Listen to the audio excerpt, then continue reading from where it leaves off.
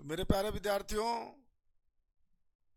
नई दिशा online class में आपका स्वागत है। तो मैं आपके लिए 50 महत्वपूर्ण बोर्ड मॉडल क्वेश्चन, सरल क्वेश्चन, पूछने वाला क्वेश्चन लेकर के पार्ट सेकंड लेकर आया हूँ। 50 ऑब्जेक्टिव हम कर चुके हैं पहले और 50 आज कर रहे हैं। 50 फिजिक्स में और करवाएंगे। अब नेक्स्ट दिन हम बायोलॉजी का भी लेके आएंगे। आप लोग परीक्षा के दृष्टिकोण से ये सरल प्रश्न है और सबसे सटीक प्रश्न है। परीक्षा में आने की संभावना बढ़िया है इस क्वेश्चन का, इसलिए आप लोग निश्चित ही करेंगे। तो फटाफट ऑब्जेक्टिव कर लें और परीक्षा में जाने से पहले आप 15-20 मिनट 25 मिनट टाइम दीजिएगा तो फटाक से क्या नाम है आप अच्छा अंक प्राप्त कर सकते हैं। इस 50 से कम 10 क्वेश्चन निश्चित ही रहेंगे। अगले 50 में हम जो किए थे उसमें भी 10 निश्चित ही रहेंगे और नेक्स्ट 50 लेके आएंगे उसमें 10 क्वेश्चन निश्चित ही रहेंगे। सब मिला के कुल मिला के 30 से 35 क्वेश्चन 150 के क्वेश्चन से निश्चित ही आप, चूँकि 35 मार्क लाना है ऑब्जेक्टिव में और 35 यदि आप हमारे इस ऑब्जेक्टिव सीरीज को आप देख लेंगे तो निश्चित ही प्राप्त करेंगे। तो प्यारे विद्यार्थियों, फटाफट आज का क्वेश्चन कर लेते हैं। तो आज है पहला क्वेश्चन, अंतरिक्ष यात्रियों को आकाश कैसा दिखता है। तो अंतरिक्ष यात्रियों को आकाश जो है काला दिखता है, काला। इसमें कोई नहीं है, काला दिखता है। अब विकल्प में नहीं है। चलिए, तो इनमें से कोई नहीं होगा क्योंकि काला दिखता है। क्या दिखता है? काला। चलिए, पहला क्वेश्चन नेक्स्ट करते हैं। दो समांतर समतल दर्पण के बीच रखी प्रतिबिंब कितने बनेंगे। दो समांतर समतल दर्पण में जो है जब एक दूसरे के समांतर होता है तो 0 डिग्री कोण बनता है। जब 0 डिग्री में जब 0 डिग्री से किसी संख्या को भाग देते हैं तो क्या होता है, तो अनंत उसका आता है। इसका क्या होगा? अनंत। चलिए फटाक से करते फटाफट। दो झुके समतल दर्पण के बीच रखी एक दीप्त वस्तु के 11 प्रतिबिंब दिखाई पड़ते हैं तो बीच का झुकाव होगा। यहाँ पर प्रतिबिंबों की संख्या, चूंकि आप जानते हैं n बराबर होता है 360/θ-1। ये सूत्र फॉर्मूला है और इसको आप लोग दिमाग में रख लीजिए। मेरे प्यारे विद्यार्थियों ध्यान दीजिए। देखिए, तो 360 और यहाँ पर हमें थीटा निकालना है।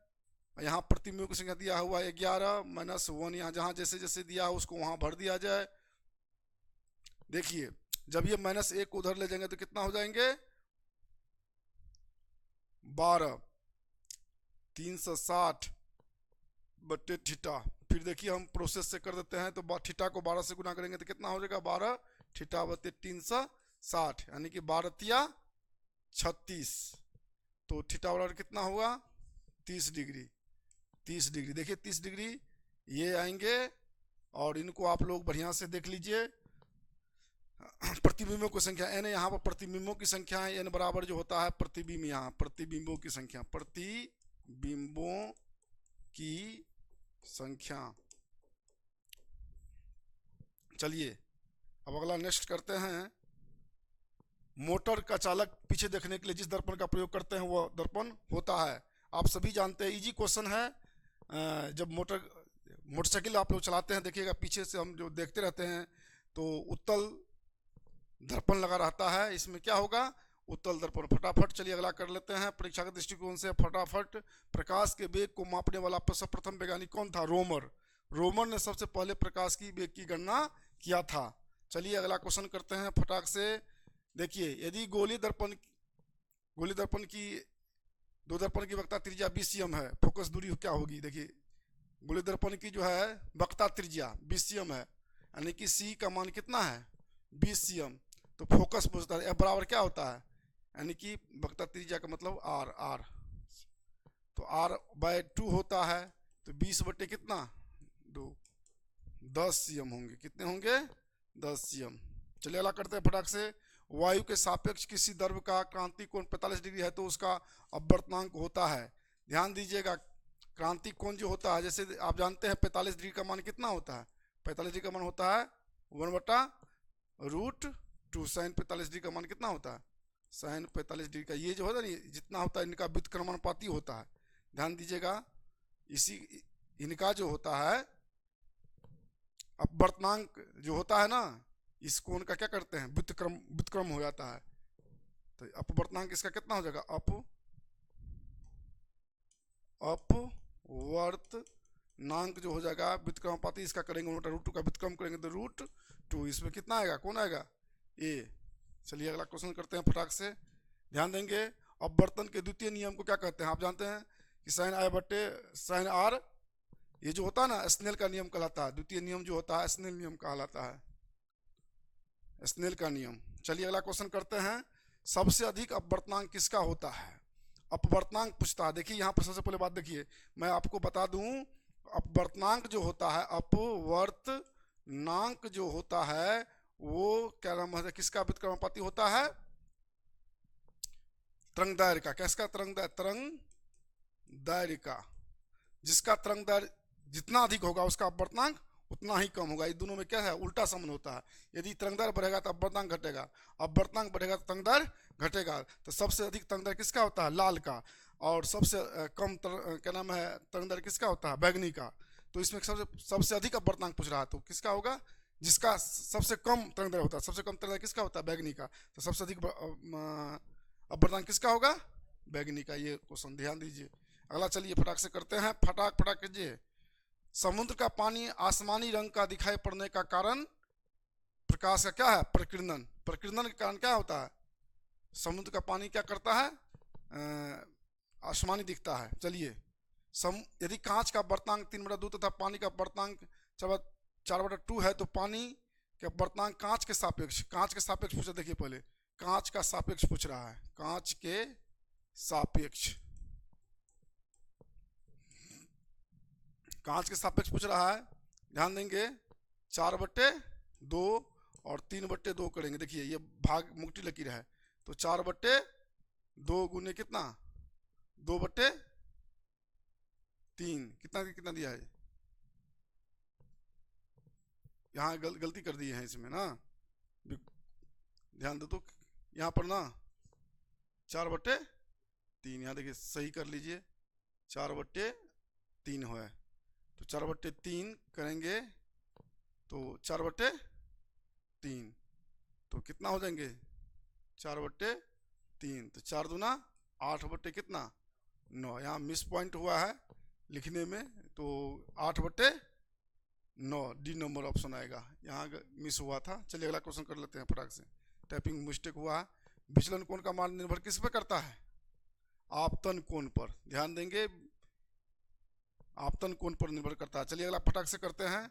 1.5 अपवर्तनांक वाला माध्यम प्रकाश का वेग 2.8 2 × 10⁸ मीटर पर सेकंड होता है। चलिए फटाक से करते हैं अगला क्वेश्चन। ट्रांसफार्मर का क्लोड बनाई जाती है। ट्रांसफार्मर का क्लोड जो होता है बहुत वीवीआई क्वेश्चन है, कई बार कई कंपटीशन में पूछता है, रेलवे एसएससी टेक्नीशियन में कई बार आया हुआ क्वेश्चन है, और ये इंटर परीक्षा में भी पूछा जाता है, नर्म लोहे की।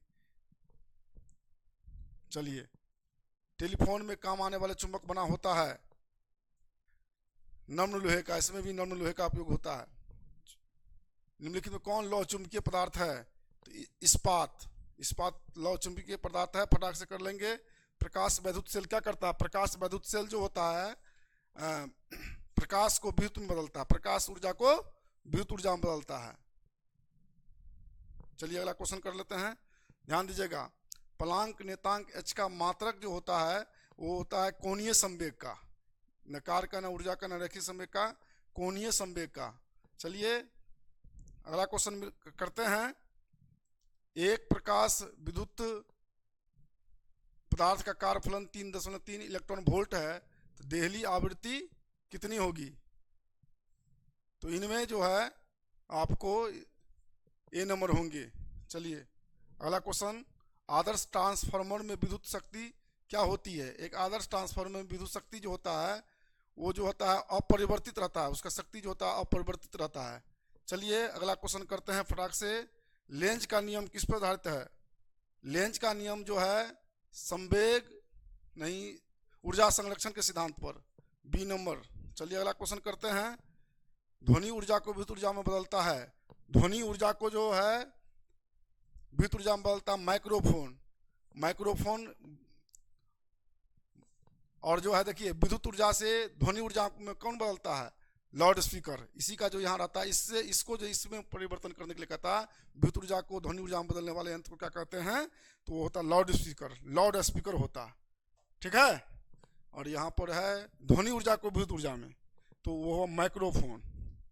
यहाँ विद्यार्थी फंस जाता है, यहाँ से जो जाता है विद्युत ऊर्जा को ध्वनि ऊर्जा में बदलने वाले को क्या कहते हैं? Loud speaker. और इसलिए अगला क्वेश्चन करते हैं फटाक से, मिला लीजिए। भारत में प्रत्यावर्ती धारा की आवृत्ति 50 हर्ट्ज, हमारे यहाँ जो होता है 50 AZ, यही आपूर्ति हमारे घरों में, यहाँ गांव घर में जितना भी गाँव घरेलू स्तर पर पूरे भारत में यही इसी हर्ट्ज का क्या नाम है विद्युत धारा आपूर्ति होती है अधिकतम मात्रा में। चलिए अगला करते हैं। एक धारावाही चालक के चुंबकीय क्षेत्र की दिशा ज्ञात की जाती है दाएं हाथ के नियम से। चलिए अगला क्वेश्चन करते हैं। प्रकाश वैद्युत सेल में उत्सर्जित इलेक्ट्रॉन का वेग निर्भर किस पर करता है? आपतित प्रकाश की आवृत्ति पर। चलिए, रेडियो एक्टिव पदार्थ निम्नलिखित में किसको उत्सर्जित नहीं करती है? तो रेडियो एक्टिविटी जो है ना, देखिए इलेक्ट्रॉन को भी उत्सर्जित करता है, गामा किरण को भी करते हैं, ये सब सही है, ये नहीं करते हैं, यानी कि बी नंबर आंसर होंगे इसका। ध्यान देंगे। अगला क्वेश्चन, एक अश्व शक्ति जो है 746 वोल्ट के बराबर होता है। एक अश्व शक्ति HP जिसको कहते हैं हम लोग, हॉर्स पावर। मशीन जो है हॉर्स पावर में आता है। चलिए, एक बल्ब पर 60 वाट लिखा है, यदि प्रतिदिन 5 घंटा जले तो 30 दिन के माह में कितने यूनिट बिजली खपत होगा? देखिए यहाँ पर शक्ति कितना है, अब देखिए यहाँ पर आपको 60 वाट का ये है, P बराबर कितना है? पावर है आपको 60 वाट। टाइम घंटा कितना लेता है? 30 दिन। 30 दिन तक इसका मतलब जलता है, 30 दिन।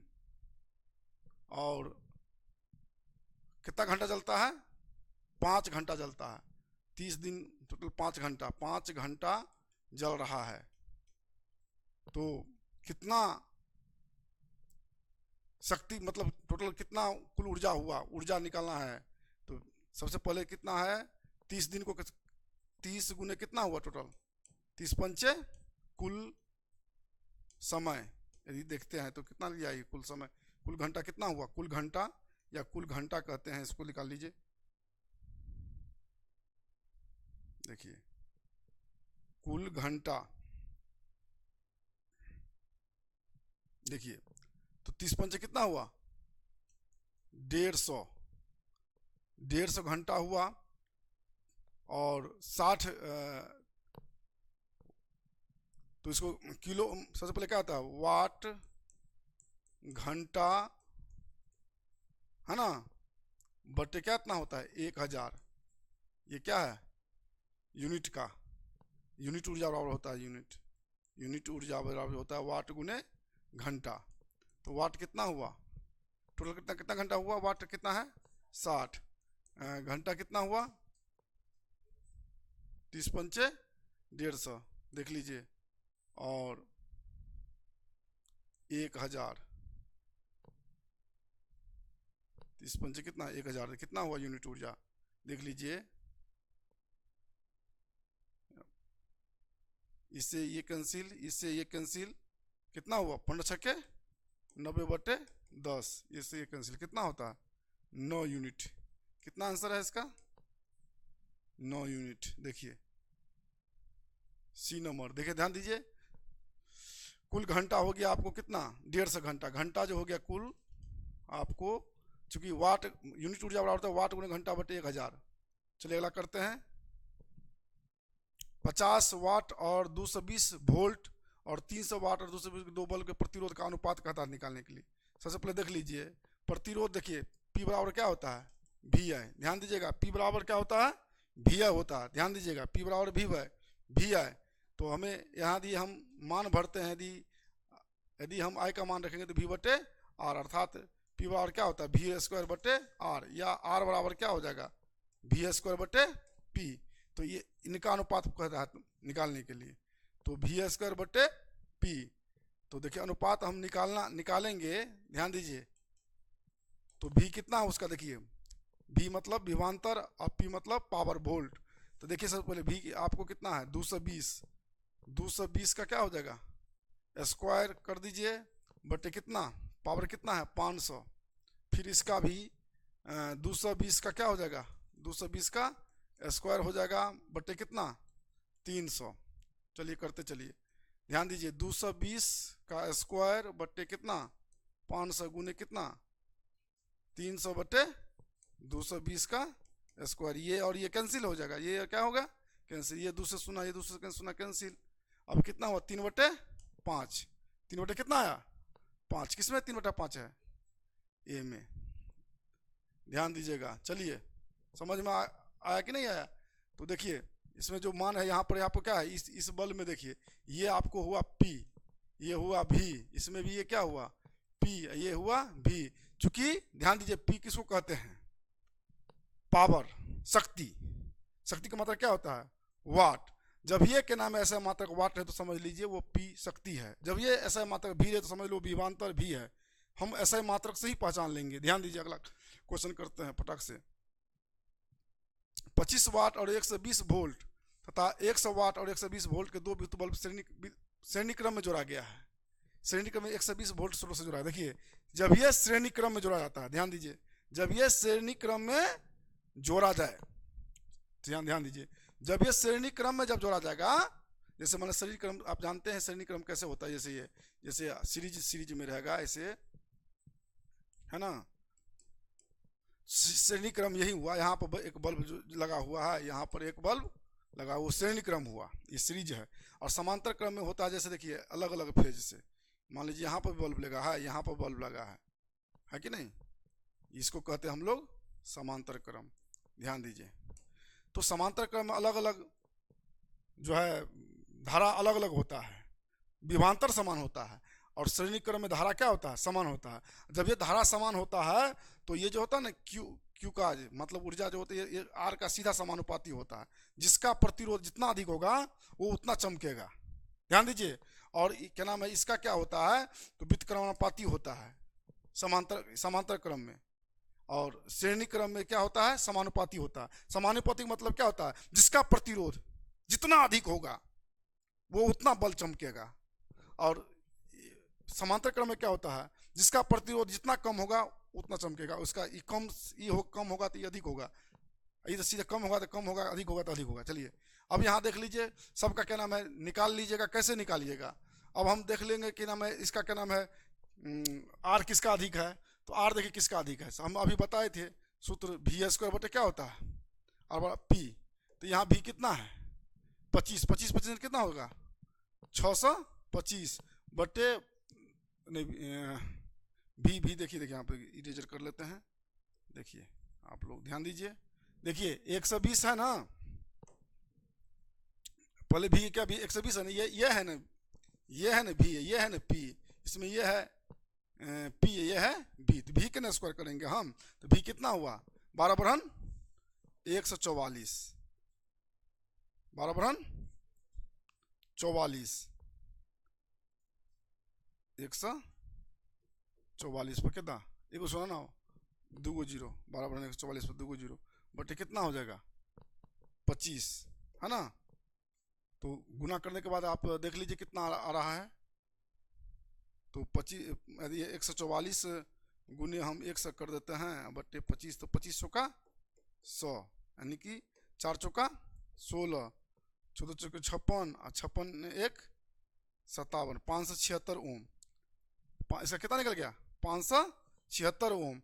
और इसका इनका कितना निकालिएगा देखिए, इनका उसी प्रकार से हम पहले वाला का निकाले आर, इसका निकाले आर, अब इसका निकालिए तो इसका क्या हो जाएगा देखिए, इनका आर हो जाएगा इसी प्रकार से 120 गुने 120 गुने 120 और 100, तो ये क्या होगा सुना कैंसिल बराबर कितना हुआ 144 ओम। तो श्रेणी क्रम में है तो जिसका अधिक हमने बताया क्या, जिसका अधिक होगा वो अधिक चमकेगा, क्योंकि व्युत्क्रम पात ये रहता ना, समांतर क्रम रहता, तब ये होता है आंसर, समझे ना। श्रेणी क्रम है इसलिए दोनों में यहाँ रहेगा। यदि यहीं पर यदि श्रेणी क्रम में नहीं रह के समांतर क्रम रहता, समांतर क्रम रहता, तो आंसर सीधे बी होता। ध्यान दीजिए, यहाँ पे आंसर क्या होगा, ए। इस दोनों चीज को समझ लीजिएगा। चलिए अब अगला चलते हैं, समझ में आई कि नहीं। चलिए अगला क्वेश्चन करते हैं। चुंबकीय क्षेत्र का मात्रक होता है आपको न्यूटन प्रति एम्पियर मीटर, ये बी नंबर। ध्यान देंगे, विद्युत मोटर द्वारा विद्युत ऊर्जा बदलती है। विद्युत मोटर जो है विद्युत ऊर्जा को बदलते हैं कैसे, यांत्रिक ऊर्जा में। यांत्रिक ऊर्जा में विद्युत मोटर जो है विद्युत ऊर्जा को कितने में बदलता है, यांत्रिक ऊर्जा में। चलिए अगला, चलिए क्वेश्चन। 3 प्रतिरोध 5, 5, 10 ओम को समांतर क्रम में जुड़े हैं, 3 का तुल्य प्रतिरोध क्या है। सुनिए समांतर क्रम में क्या होता है। अब यहाँ पर R1 कितना है 5, R2 कितना है 5, और R3 कितना है 10, है ना। ओम दीजिएगा तो ओम दे दीजिए। तो यहाँ 1/R बराबर होता है तुल्य प्रतिरोध 1/R1, 1/R2, 1/R3। कैसे जुड़ाता है, हम बताए थे ना अभी कि इस श्रेणी क्रम में ऐसे जुड़ता है।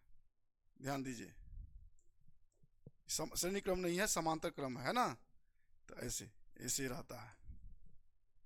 मान लीजिए ये 5 है, ये भी 5 है, ये 10 है, तो इसको जो हम करेंगे तो कितना होगा, देखिए 1/R, 1/ कितना 5, 1/5, 1/10। ध्यान दीजिए तो कितना हो रहा है,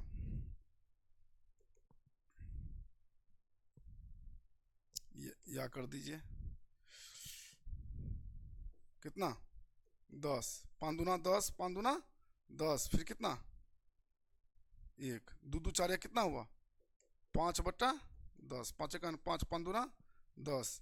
तो यहाँ देखिए R बराबर कितना हो जाएंगे 2, 3 गुना कीजिए तो 2 ओम हो जाएंगे। कितना हो जाएंगे 2 ओम। कौन होगा इसमें, बी नंबर। ध्यान देंगे, ये सब ऑब्जेक्टिव में आएंगे। हल्का क्वेश्चन है, बहुत इजी वे में बनाना है। चलिए अगला क्वेश्चन। विद्युत विभव का मात्रक होता है, विद्युत विभव का क्या, जूल प्रति कूलम, सी नंबर होगा। अगला क्वेश्चन देखिए, विद्युत विभव का मात्रक होता है, ये तो उल्टा कर दिया है, विद्युत विभव का मात्रक। तो इससे पहले वाला क्वेश्चन था, ये क्वेश्चन मिस है। चलिए इसको तो अभी पहले करवे किए थे, टाइपिंग मिस्टेक हुआ है। अगला क्वेश्चन चलते हैं। 36, एक बल्ब पर 60 वाट, 60 वाट तथा 1 से लिखा है, जलते समय उसमें धारा प्रवाहित होगी। देखिए यहाँ कितना है वाट, किसका मात्रक है, पी का, पी बार यहाँ कितना 60, और यहाँ पर क्या लिखा है 100 वोल्ट था, यहाँ वी बार कितना 100। तो धारा का मान पूछ रहा है। पी बराबर क्या होता है वी है, तो आई बराबर क्या हो जाएगा, आई बराबर जो करेंगे तो पी बटे वी, तो पी कितना है 60/100। ये सुना सुना कैंसिल, 0 कितना होगा 6 एम्पियर। 0.6 एम्पियर किस में है, ए नंबर में। चलिए विद्युत विभव का मात्रक, ये क्वेश्चन लगातार आ रहा है, ये तो जूल कूलम, गलती कर दिया, कितना बार ये कर दिया।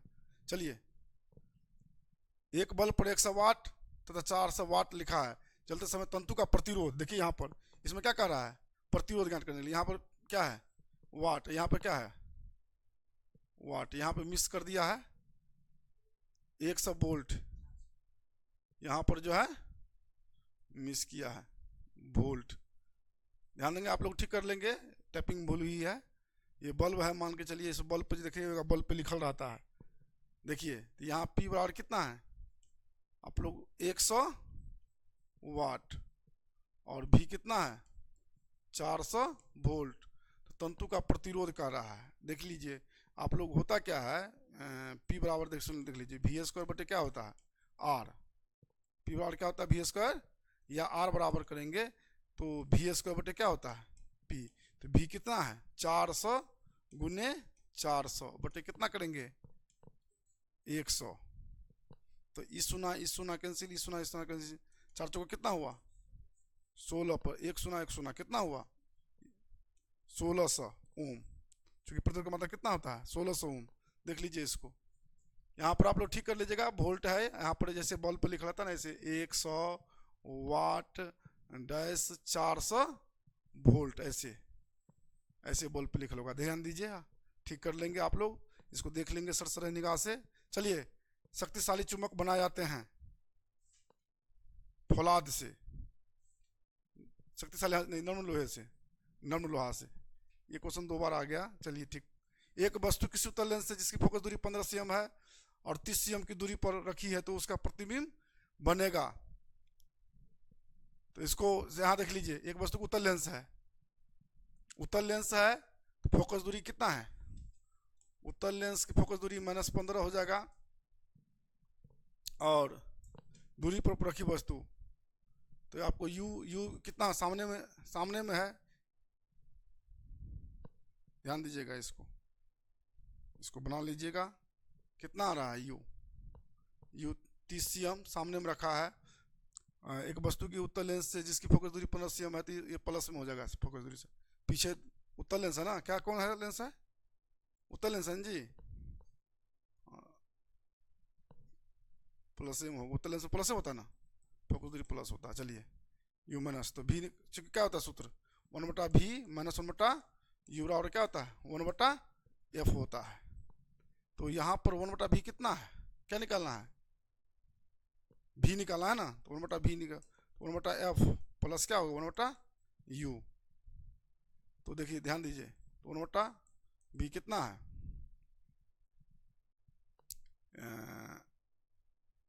1/15, और क्या है प्लस, देखिए प्लस है यू कितना है 1/30। देखिए 1/v बराबर हो जाएगा 30 किलोतम 30 पंदुना कितना प्लस में ये 30 एकान 30, 1/v बराबर कितना हो जाएगा 1/30, v बराबर कितना हुआ 30 cm। चूंकि प्लस चिन्ह बताता है लेंस दूसरी ओर है, 30 cm की दूरी पर लेंस की दूसरी ओर, यही ना सर।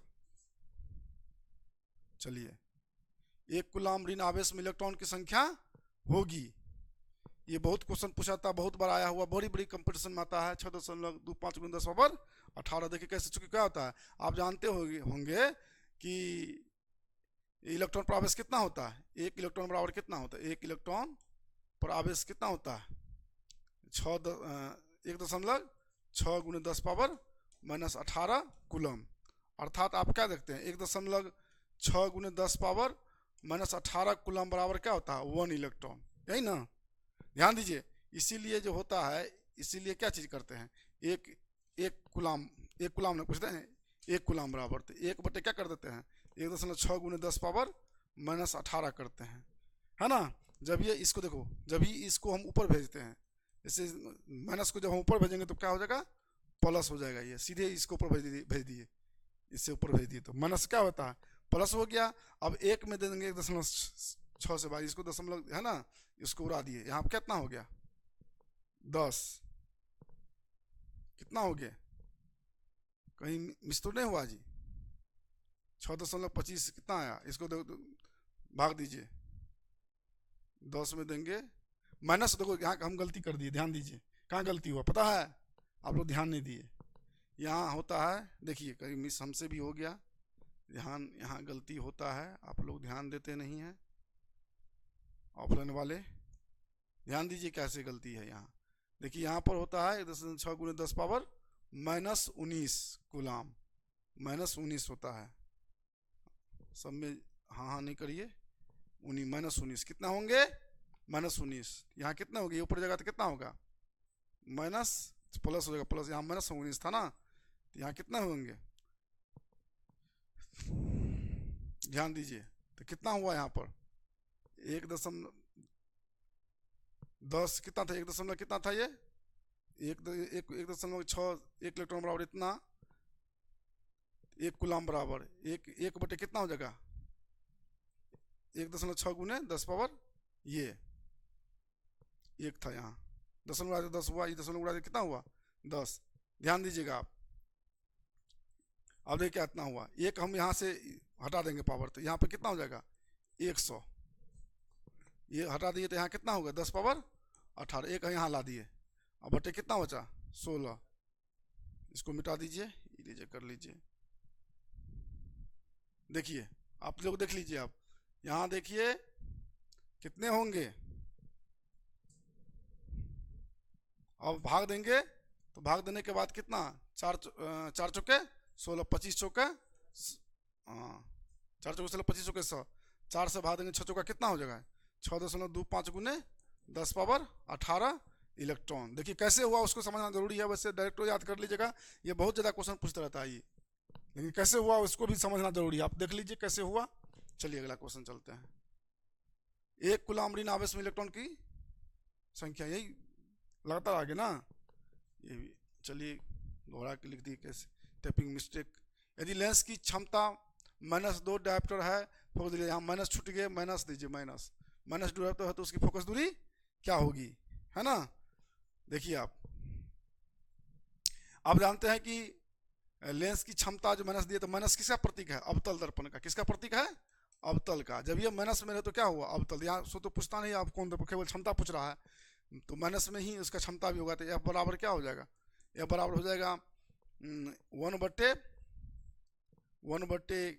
आपको P, क्षमता है ना, F बराबर, तो 1 कितना है -2, तो -2 को जो भाग देंगे कितना हो जाएगा 0.5 मीटर माइनस में, चूंकि माइनस में है, यदि यहाँ पल से रहता है, अवतल करके रहता है तो अवतल होता है आंसर इसका, ऐसा करते रहता है परीक्षा में।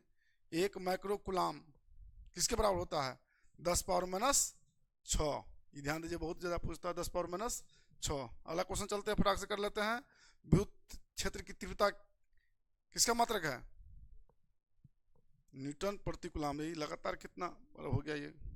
चलिए 1 माइक्रो कूलम्ब आवेश में इलेक्ट्रॉन की संख्या, देखिए इसमें कुछ टेक्निकल लगा दिया, देखिए क्या होता है, 1 माइक्रो कूलम्ब आवेश में इलेक्ट्रॉन की संख्या, इलेक्ट्रॉन की संख्या क्या होता है, कितना पूछ रहा है, देखिए ध्यान दीजिए, यहाँ पर जानते हैं 1 कूलम्ब, देखिए सबसे पहले एक कूलम्ब बराबर कितना, 1 कूलम्ब बराबर होता है कितना इलेक्ट्रॉन, आप जानते हैं 1 कूलम्ब बराबर इलेक्ट्रॉन की संख्या कितनी होती है 6.25 गुने 10 पावर कितना 18। इसमें देखिए किसमें बदलना है, माइक्रो कूलम्ब आवेश में बदलना है, तो इसमें जब हम ये करेंगे तो माइक्रो कूलम्ब में बढ़ेंगे, 10 पावर माइनस क्या हो जाएगा 6 से, ये क्या हो जाएगा गुना जो होगा, तो इसमें से पावर इस पावर में से घट जाएगा, तो कितना हो जाएगा 6.25 गुने 10 पावर 12, ठीक है, ये ध्यान दीजिएगा आप लोग, इसमें कितना होगा ये आंसर, ये उसी सवाल को फंसाने के लिए ऐसा किया है। अगला देखिए, अगला, किसी विद्युत क्षेत्र में 2 बिंदुओं के बीच 10 कूलम्ब आवेश प्रवाहित करने पर 250 जूल कार्य होता है, तो इन बिंदुओं के बीच विभवांतर होगा, समझे ना। तो विभवांतर जो होगा सीधा आप जान लीजिए 250 में जब हम इस 10 से भाग देंगे तो क्या निकलेगा, अभी 20 कैंसिल, कितना हुआ 25 वोल्ट, कितने होंगे 25 वोल्ट, कौन है आंसर सी। ध्यान देंगे, अगला क्वेश्चन देंगे, फटाक से कर ले टाइम। प्रकाश के अपवर्तन की क्रिया में निम्नलिखित कौन सी भौतिक राशि अपरिवर्तित रहती है, तो आवृत्ति जो है नहीं बदलता कभी। चलिए अगला क्वेश्चन चलते हैं, बहुत बार आता रहता है क्वेश्चन, बहुत भी क्वेश्चन है ये। चलिए अगला क्वेश्चन, सूर्योदय और सूर्यास्त के समय सूर्य के आसपास आसमान लाल रंग दिखाई देने का कारण क्या है, प्रकाश का प्रकीर्णन। देखिए बहुत ही अच्छा क्वेश्चन है, 50वां क्वेश्चन कर लेते हैं। फोटोग्राफी कैमरा में प्रतिबिंब फिल्म पर बनता है, लेकिन मानव नेत्र के रेटिना पर बनता है, कहाँ बनता है रेटिना पर। चलिए, समान नेत्र के लिए स्पर्श दर्शन की न्यूनतम दूरी क्या होती है 25 cm। तो प्रकाश तरंगदैर्घ्य किस रंग के लिए सबसे कम होता है, तरंगदैर्घ्य सबसे कम आप जानते हैं किसके लिए होता है, बैगनी के लिए, है ना। तो 2 क्वेश्चन रिपीटेशन हो गया था, इसलिए आप लोग फटाफट इसको कर लेंगे, और नेक्स्ट हम आपको बायोलॉजी का लेके आएंगे गेस्ट क्वेश्चन, और ये क्वेश्चन को रिवीजन कर लेंगे निश्चित ही। मैं गारंटी के साथ कहता हूँ इस 50 में से इंटर परीक्षा जो 12वीं होंगे उसमें 10 क्वेश्चन निश्चित ही रहेंगे, गारंटी है। धन्यवाद। और आप लोग चूंकि हम अभी ऑनलाइन की दुनिया में नए हैं, आप हमको ज़रूर सपोर्ट करें, और आपके लिए हम कंपटीशन लेके आएंगे, टेक्निकल फिजिक्स लेके आएंगे। तो आप लोग हमारे वीडियो को लगातार देखते रहेंगे और जस्ट इंटर परीक्षा के बाद हम पैरामेडिकल पॉलिटेक्निक बैच लेके आएंगे, तो आप हमारे पैरामेडिकल पॉलिटेक्निक बैच से भी जुड़ेंगे। Thanks for watching. Don't forget to like, comment, share and subscribe. Thank you.